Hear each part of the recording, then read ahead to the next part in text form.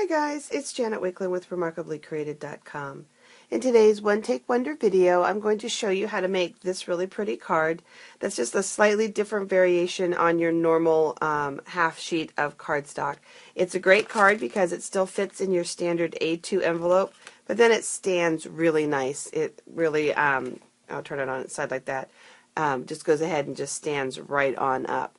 So what you're going to need for this size card in this project is you're going to need a piece of cardstock that is 4 1/4 by 7 1/2, and I've got the information written down here. So 4 1/4 by 7 1/2. You're going to need a piece of designer paper that is 4 by 3 1/2 or coordinating cardstock. You're going to be using the Circle Framelits collection. I love this collection for card making. You're going to see a second video right after this one that also uses these. These are great to have for lots and different purposes, but they're really great for your card maker. So you're going to use the Circle Framelits, and what I used was the 3 1/4 inch circle and then the 3 1/2 inch circle.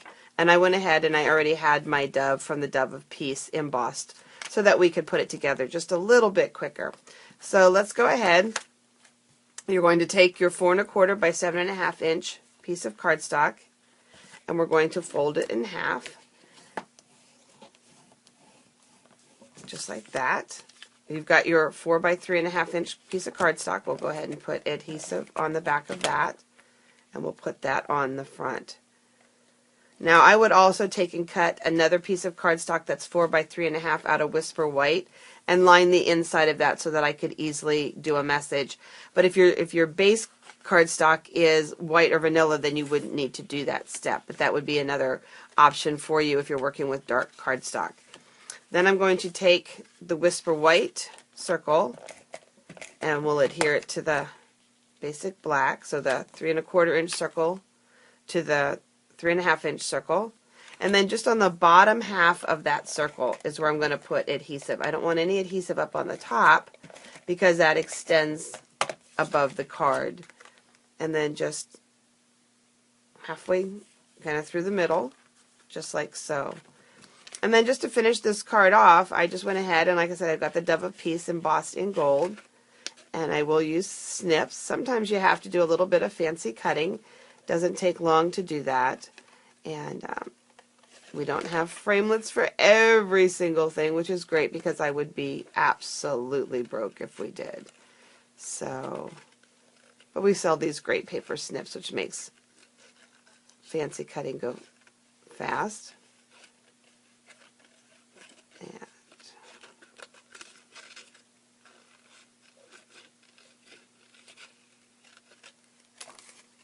And let's come around. So see, it doesn't take very long to cut at all. And it can actually be pretty relaxing. So I'm going to go ahead and add just a little bit of adhesive. I don't want to adhere the whole thing down. Give the wings just a little bit of room to move. I've got our black satin stitch ribbon here.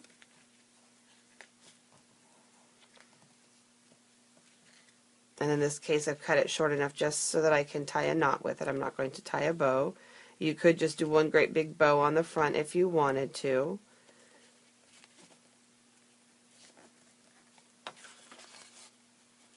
And let's adjust that over a little bit. We'll take our scissors,